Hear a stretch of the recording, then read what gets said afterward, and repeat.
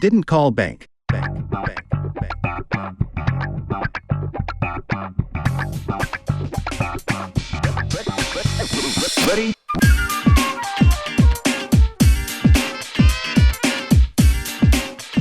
G'day everyone, welcome to episode 5 and a special episode of Didn't Call Bank. I am your host, Lyle Swithenbank, at Lyle Swithenbank on Twitter or X or whatever you subscribe to. I'm joined by the man himself, Will Guillory from The Athletic. You've seen him all over, the articles, Twitter, or whatever you want to call it. Will, beat writer for the Pelicans. How you going, mate? Thanks for taking the time. I'm doing well, man. I appreciate you for having me on, waking up a little early to talk to me. So it's good. We got a slight time difference here, but we making it work. It's a beautiful thing. I tell you what, it's funny. I think it was probably the pandemic that changed it all. When you could just text anyone on the other side of the world and say, "Hey, I've got 13-hour time difference, but can we use the technology to make it work?" And that's the magic that we have in this world these days. The Pelicans, to dive straight in, we're 3/4 the way the season through already. We just had the All-Star break. It flew by, huh? Man, this thing is flying. I tell you what, it feels like we just started the season and we're already here. I How feel have like I you was felt? just there talking to Matt Ryan about this debut in Memphis, like yesterday. The Matt Ryan game. That's what I call it, the season debut for this season. Yeah, and so how have you found this season so far? It's definitely been a very interesting season. It's been a fun season just for one reason and one reason alone. Let's knock on wood a little bit. I've been able to watch a healthy Pelicans team. This is my 8th year covering the Pelicans. This might be my first time ever covering a healthy Pelicans team for an extended stretch, going back to even the Anthony Davis days. I mean, being able to watch what we've just been talking about for the past couple of years. What's it going to look like with Zion, Bi, CJ all on the court together? How are they going to make this thing work? And we've been able to see what it looks like for an extended stretch. Now, CJ was dealing with his lung issue earlier in the season. We've seen Zion in and out of the lineup a little bit for little knickknack injuries here and there. But for the most part, this entire season, we've been able to see those three guys go through their ups and downs, have amazing games, have games where they blow it in the fourth quarter. And I think while there's been some frustration, some joyous moments, I think these are kind of the ups and downs that you want to see a team go through so they can learn how to play together. And when you get to this point in the season, March and April, all right, now what are you made of? What are you going to do once we get to the playoffs? How are you going to match up against some of these teams that have years and years of experience and know what it's looking like when the playoffs start, where this team is still trying to learn what that's like and what it takes. So I think it's been fun to see these guys figuring out during the course of the season. And I do think it's also been promising to see when they do have it together, they can be very dangerous. And I think that's the one thing. It's one thing to cover a team and you say, oh, these guys got some fight in them. But with this team, you can see, man, when they play well, they can beat pretty much anybody. I completely agree. And, I think you can almost break the season up into that sort of first bit where everyone's trying to figure it out. CJ with the lung issue. So then again, we didn't see the big three start out, quite in the fashion that we would have liked. Then there was the teething issues in December. We were giving up those late leads, dropping a few games, and there was the infamous in-house meeting with just the players, and they pulled each other together, and all of a sudden started going on a tear. And we saw in the doldrums of the NBA season, January, fighting through a really tough schedule, coming out above 500, and now what are we, 11 games above 500 or thereabouts, heading into that final stretch. If we mirror that to last season, what have you seen being closer around the team this season versus last season? I suppose up until the All-Star break, it's probably hard to cast your mind back being in it amongst it that closely. Yeah, I mean, we were kind of, joking about this before we started recording, but last year around this time, we were talking about Zion Williamson recovering from that hamstring injury in January. And it was the question of, Is he going to come back? What's he going to look like when he comes back? Can he help save the season? Because once he went out and BI was out at the same time, the bottom really fell out. They lost 10 in a row. They went from 1-2 in the West to kind of fighting just to hold on for a playing spot at the end. So at this point last year, it was kind of, man, can this team prevent themselves from kind of falling off the tracks, right? Can kind of get their stuff together? And in the end, the answer was no. They weren't able to get their stuff together. They made it to the plan. They lost. The season was over. And obviously there were some reasons behind that, but I think now going into this, well, coming out of this All-Star break, you see a lot more promise. You see a lot more, quiet confidence about who they are, and a lot more just optimism about what the next couple months are going to look like. Not just because, like I said, when this team is playing well, they can compete against just about anybody. But the fact that if they are able to go in and really do something, then the future looks much different for this franchise. And then we're starting to talk about, hey, can these guys compete for a Western Conference title? Or if it goes the other direction, what are they going to do to kind of fix it? So I think we're kind of reaching that crossroads now where they really got to figure out who they are as a team, and they have the potential to kind of take this thing to the next level. But you got to go do it, right? And that's the fun thing about what we're going to see with these games is they got to go out and prove it. There's no more talking. Now it's about showing who you are as a team and then responding accordingly. I completely agree. I think you hit the nail on the head with that. There's so much conjecture about the team saying, they've got this talent, they've got such a deep bench, they've got this ability to compete with anyone.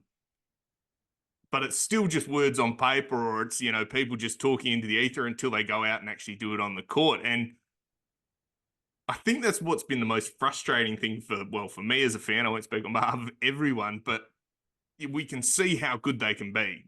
We ran, so many good teams home, off the court at times, scoring, 150 odd points one night. Then the next night you come out and you can't crack 80. And I think that was that last sort of stretch where we ended up going, 7 of 8, and they were just all ugly wins.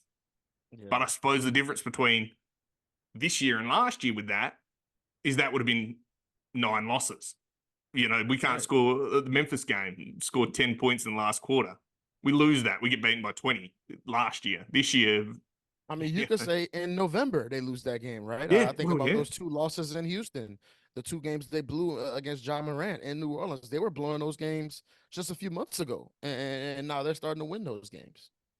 Yeah, and what do you think that turnaround is? Is it a mentality thing? Is it I suppose, buying into defensive identity, or what's your take on that, on the change? Yeah, I think part of it is what we've talked about. These guys just getting experience together, figuring out what it takes, figuring out how to play together, how to kind of respond together. And I think also with the amount of time that they've been healthy, I think Willie Green has figured out how to use Zion Williamson, how to put him in the best position to succeed. And I think connected to that, the amount of time Zion has spent on the floor has allowed himself to become better physically throughout the course of the season. I think I've said this a few times over the past few weeks. I think this is the best Zion has looked maybe in his entire Pelicans tenure. Just to forget about the numbers, just the way he's moving on the court, the plays he's making above the rim, the defensive plays he's making. I think just physically, he looks better than maybe he has been ever looked since he's been a pro. And I think that's obviously a big help when you're trying to win some of these close games. So, yeah, I just think having time together has been really important for this group. And also the amount of time Zion has been on the floor, it's allowed himself to really establish himself for what he needs to be for this team and how he can perform from night to night. And I think you could just hear it in some of his comments after these games. His confidence is up. He's dropping some cuss words and post game interviews with Jen Hill. I mean, he's talking crazy to some opponents. You just see he's feeling himself a little bit because he's like, I don't have to be worried about what's going to happen, or oh man, what's gonna if I fall down, how's my leg gonna react? Or if I go to the back, is the world gonna come crashing down? I think he's feeling good about himself. His body is in a really good place, and when he's playing at a higher level, this team is a very very good team. Yeah, and I mean, credit to him and his team and the Pelicans and, their staff for getting him in such great shape. Like, he looks fantastic. Like, I mean, I know he's had so much, criticism and things about how he looks and his body and things like that. And I'm never going to be one to jump on any of that sort of stuff. But he just looks in for shape. He looks fantastic. He's playing like a man possessed. You know, that game winner against the Spurs, he looks as good as Mhm. anyone in the league. You know, what did he go down the whole court in like 3 seconds, 4 seconds? He moves so Yeah. quickly. For a guy that size, 6'6", you know, he's a big unit. Yeah, and had the touch to finish it off at the top of the glass. Over a seven And foot not four allow guy. Wemby to get to it. Yeah, that was insane. I mean, you gotta say that was the best player of his entire career up to Uh, this point. Honestly, I replay it in my mind, which is probably, I don't know, it's probably a weird thing to say, but I think about it a lot. And I was like, geez, that was such a good shot. You know, they do the replay all the time, and every time you see a different angle, it's just like, oh, how did he do that? Um, but yeah, I agree. I think this turnaround from Zion and the establishment that he can be the guy. And I think the only person that didn't truly believe it was him. And maybe at times he did, but you know, going through all of the trials and tribulations that he had been through, he's seeing now that I can lead this team. We can win games when I'm playing well, and the team goes as I go. And I like that delineation now where you've got, you know, the 1A Zion, 1B Brandon. And I really think there's that hierarchy starting to form, which in that, there's also nights where he recognizes I don't have it going. They're throwing everyone at me, and the other guys do. CJ shooting 42%, BI, you know, is cooking and delegating. And I love that change in mentality from him that I can lead, but sometimes leading isn't just going and scoring 40 points. Sometimes it's letting the other guy take over. Have you seen No, that I with the think team? Yeah. yeah, you're 100% right. Yeah, I definitely think that. I think what the old saying is in order to lead, you got to learn how to follow, right? And I think that's something that we've seen from Bi and Zion kind of learning what it takes to be a leader. And obviously, it's been different for Zion because he spent so much time away from the court. But I think we're talking about two different things here. One, I think him learning how to lead on the court is partially just him figuring out how to play with Bi and CJ and figuring out that spacing, and CJ adjusting his game to taking more threes, doing less on the ball, and that sacrifice kind of speaking to Zion and Bi and saying, "Hey, look at how I'm sacrificing. You guys need to sacrifice in your game. You're seeing Bi and Zion scoring down a little bit, shot attempts are down a little bit, but they're making that sacrifice to not be so caught up in their numbers and feel a need to show that they're all stars. They're trying to make all the right plays. I think you especially see that from Zion just when he's playing point guard, his unselfishness and his ability to make the right plays when teams are double teaming him. But I think off court with Zion is a completely different thing, and I think. You talked about the meeting they had early in the season. I think that was a huge moment for him, and I also would throw on that in season tournament loss to the Lakers in Las Vegas. And I wrote about this after the game, and I likened it to LeBron losing in the finals with the Miami Heat. And I think for Zion, throughout his career, he dealt with so many injuries. And he said this the other day that he's rarely been healthy at this point in the season when the games start mattering and the whole world is watching. And I think for so many of these superstar level guys, when you grow up and you're the man and everybody's telling you how great you are from age 15 up to 21, 22, you don't have that self reflection a lot of times.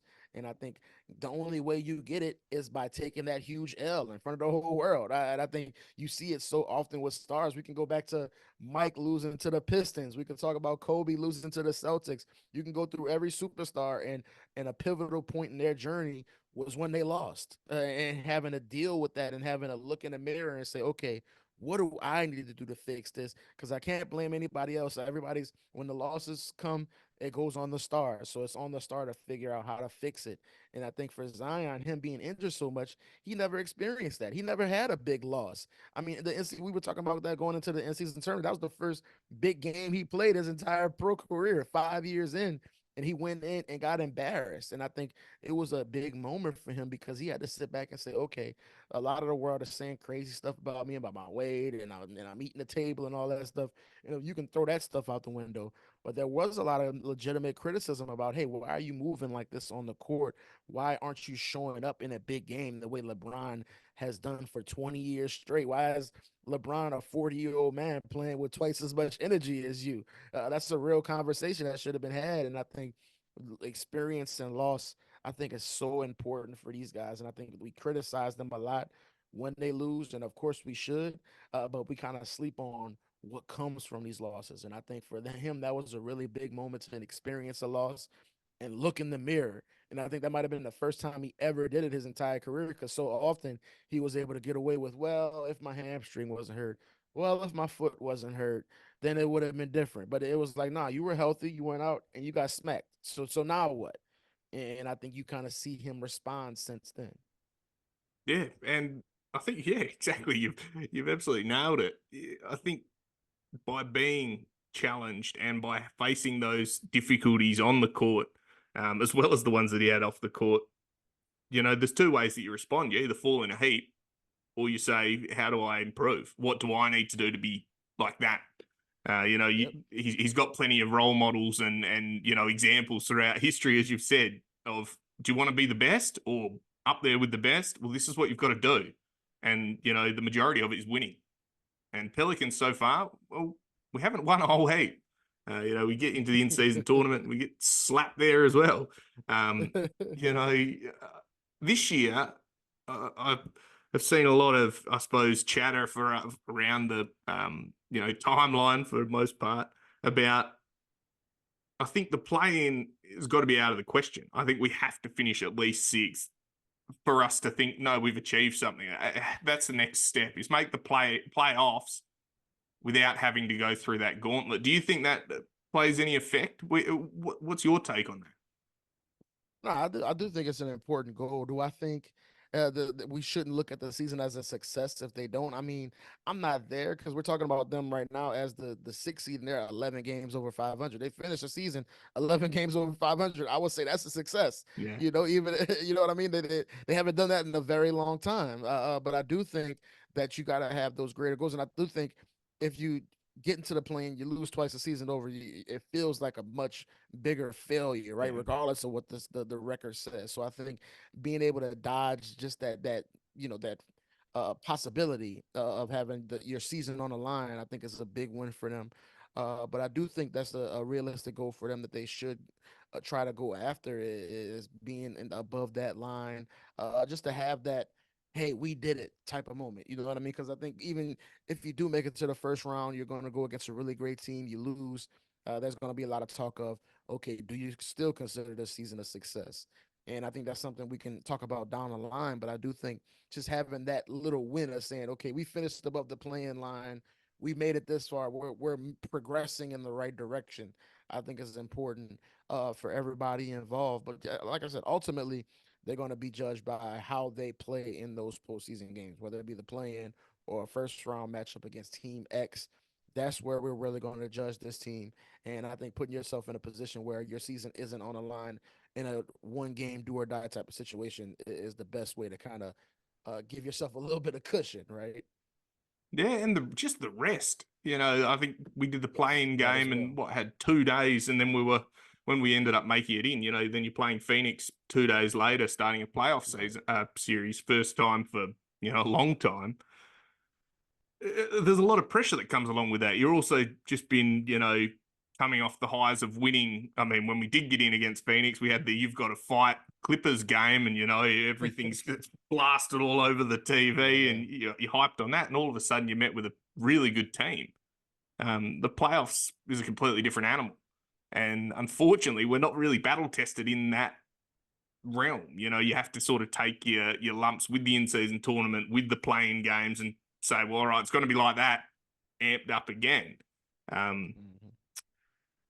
on that, what has, I suppose, to change tact a little bit, what has surprised you this season? I mean, this is completely away from the playoffs, all that. What surprised you about this team? I mean, there's been a lot of sort of upside, downsides. Anything Yeah. that surprised you? I think on a small scale, Herb Jones being a 40% three-point shooter, whoo, I did not see that coming. That changes the equation quite a bit. When you talk about that dude playing defense like that and he's shooting 40% on threes, that 13 million a year is an extreme bargain. I would say that's the first thing that kind of popped into my mind. But on a much bigger scale, I would say kind of something you alluded to earlier, just kind of how vast the ups and downs have been for this team, how good they've looked when they've been good, and how bad they've looked when they've been bad. I think this is something I've tried to write about throughout the course of the season. It's just like from night to night, you really don't know what team you're gonna get, even down to like, is Zion gonna score 25 tonight, or is he gonna score 12? Is BI gonna have 27 and 11 assists, or is he gonna have four shots going into the fourth quarter? You really don't. Are they going to be amazing on defense, or are they going to give up 87 in the first half? I think, like I said earlier, when you see when they're playing well, what the formula should look like, and how good they can be, and if everything clicks. But I think just their uncertainty night to night about what they're going to be, how they're going to play, which guys are going to step up. I think it's been kind of crazy because I just don't think you see that very often in the NBA, right? Especially at this late into the season. For most teams, you say, okay, when you watch a Nuggets game, you know Jokic is going to lead them in scoring. He's going to lead them in rebounds. He's going to probably lead them in assists. Jamal Murray's going to be right behind him. Michael Porter Jr. is going to be right behind him, and they kind of figure it out from there. And you can say that about every team, right? Shea's going to have his 30. Jalen Williams is going to be right there. But with this team, you really don't know who they're going to be, who's going to step up. And I think it's a credit to them that they have so many guys that it could be Najee Marshall tonight. It could be Trey Murphy. It could be Jose Alvarado. I think that's what's allowed them to be this good is that they play together. And any given night, it could be somebody we don't expect or somebody that hasn't had a good game in 2 weeks. And now he's got 20 and 10. But I do think once we get to this point in the season, it's important to walk into the gym and know who you are as a team and know how you're going to win. And I think that's the big question for this team is when their backs against the wall, what can they depend on? And I think I don't really know if they have an answer to that question yet. I know they have a lot of really good players. I know those players are capable of having good games, but are they going to get to the point where they're going to walk into the gym and say, "I know what Zion is giving me tonight. I know what Bi is giving me tonight." I just don't know if they're there yet. Yeah, 100%. And it makes it really tricky when you're working towards a successful season. We could win 50 games this year, which is unheard of. All of a sudden, and you're still only going to finish sixth or fifth, or which is Right. outrageous. Um, it's strange to see these teething issues so late into a season when a lot of other teams are starting to figure it out. And I'm hoping, well, they were back in practice today, that this last 27 games is they're figuring out. We head into a playoff team hungry with an identity, with a clear idea as this is what we want to do. BI is going to get his 25 or 22. Z is going to get his 22. More point Zion, as we've seen in the other media all over. We need to see more of that. And that's just another debacle that I don't need to get into. But, and, we're seeing, I suppose, the growth, but with that, the growing pains. And I'm hoping that we're starting to get to the point that we outgrow those growing pains and we become what we're meant to become.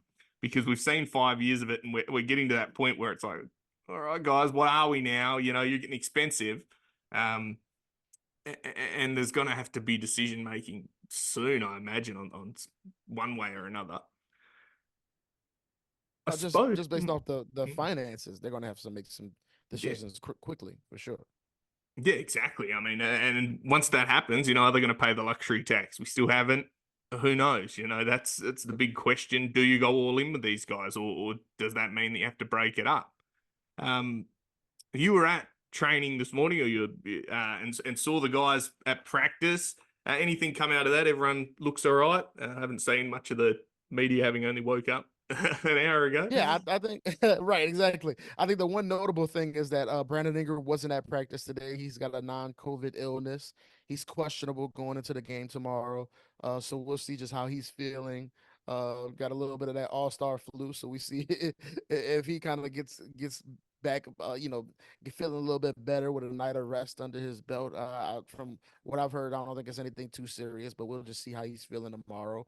And I think relevant to your broadcast, I thought it was a nice surprise to walk in and see Dyson Daniels at practice today. Obviously, he wasn't participate in anything, but he's in the gym. He's around the guys. They're using good spirits. So I think that's a good thing. Because a lot of times guys, when they undergo procedures or stuff like that, or when they're about to undergo a procedure, they kind of go off on their own. They deal with their own guys, own trainers and stuff like that. And I think there's a good possibility he ends up sticking around with the team, probably being at games and stuff like that, which is, I think is going to be important for him. Just his development, being around and getting to see things, but also just having that positive energy. I think that's important for a lot of guys. We've talked about this in the past with Zion when he's dealing with injuries and how just being away from your teammates can kind of drag you down. You can get caught up in the monotony of rehab and you get lost. And I think just being around the guys, especially these guys, I can tell you, you can't be around Jose Alvarado and have a bad day. It's just not possible. He's gonna lift you up. So I think that's a good thing for Dyson is that if he's rehabbing with the team, being around the facility, those guys are gonna pick him up. So I think that was a good thing. But yeah, I think the one thing to keep an eye on is just if Bi is gonna play tomorrow, and if not, how does that affect everybody else? Yeah, man. And on Dyson, it's so tough. It seems like every time he just Man, starts getting a it's bit of tough. confidence and starts really digging in and becoming a real important key member, it's injured. And it's unfortunate injuries, that ankle he had, and then the Yeah, knee. I mean, so frustrating. And for us, we're heading into an Olympic year. So that's right. Yeah, I don't really want him on the sidelines for that. I think he has a real opportunity to show out on arguably the biggest world stage. So good if you can get that knee right, and meniscus is nothing to muck around with. So hopefully, he can get that sorted. Sounded like the surgery all went well from all the reports and everything. So now it's just about getting that knee right, getting the strength and the confidence back into it. And we've seen him; he's a confidence player. When he gets the opportunity, he takes it. It's just about maintaining consistency and continuing to evolve. I mean, still what 20-year-old kid, 21-year-old kid. I know. I always forget how young he is, man. He's still a baby. It's crazy. And I'm sure you were excited watching this game, and I tweeted this right when the news came out. Man, I thought he was so freaking good in that Clippers game Yeah, right before the All-Star break. He was just him and Herb were unbelievable in that game, defending, Kawhi Leonard and Paul George. He had those couple blocks on Russell Westbrook. He had the that's play where right. he kind of picked James Harden's pocket in transition. That was a play I never seen that play before. What James gets into that Euro, and I just thought he was so good in that game, man. I just think I feel really bad for Dice because we know he's dealt with his ups and downs with his offensive game. But what you see, just like you said, when he's feeling confident, he's a different type of player, and you saw that confidence coming around. So it's just unfortunate for him to have this little setback. But I do think the good news is that, like I said, he's been around. The team hasn't ruled him out for the playoffs yet, so that tells you that he's relatively, close to coming back. So the hope is that maybe he has a chance of being in the playoffs, and if that's the case, I would say he has a great chance of playing over the summer in the Olympics. Yeah, man, I'm excited for that. It'd be great to get him back, have a fully healthy team, and really make a playoff run, and then the Olympics. Hopefully, try to medal. I mean, it's a pretty stiff competition these days. The leagues just keep getting better, and all the other teams just keep improving, and the Boomers are still looking for a center. So, we'll try, but who knows? Got the secret weapon Ben Simmons coming, man. You good? Oh, No he's worries. been coming for years, but we've been waiting. We've been waiting. We put a candle out for him, please, Ben. Ben, play. We'll see. Who knows? Who knows whether he plays or not? I don't know if anyone's going to beg him, but we'll see. Um, but Will, honestly, I appreciate you taking the time. It's been really great to just have a chat with you and talk Pelicans. It's been much too long, and thanks for making it work on your was it Wednesday evening. We've got a big season, or the remainder of the season ahead.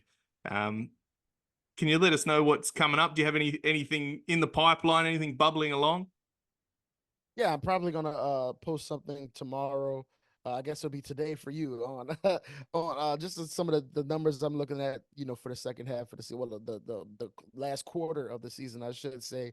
Some of the important details, like Trey Murphy shooting, or figuring things out with the specific lineup. So that's something I want to look at, and also I think I just want to write something soon on just how big this moment is going to be for Zion. I think a lot of the stuff that we said about this team, how important this moment is going to be for showing what they're made of. I think a lot of that is true for Zion, kind of being on this stage and showing what type of superstar he's going to be. So I think that's something I'm looking forward to seeing and writing some point for sure. Awesome. Well, I'll be keeping an eye out for that. It'll probably be the evening time for me, so a bit of light reading before I go to bed. Which looking forward Exactly. to doing that. And huge fan of your work, mate. You write fantastically, and we appreciate everything that you do for the Pelicans and the fans being able to get that access that you provide. So thank you very much, mate. And to everyone out there, go and follow Will Guillory. What is it, at Will Guillory on Twitter Real or good. X? Read his stuff at The Athletic. It's fantastic. You're doing yourself a disservice if you're not reading it. It's one of the great insights. Will, thank you very much for joining us on Didn't Call Bank. With that, Bye, man. bye for now. Peace.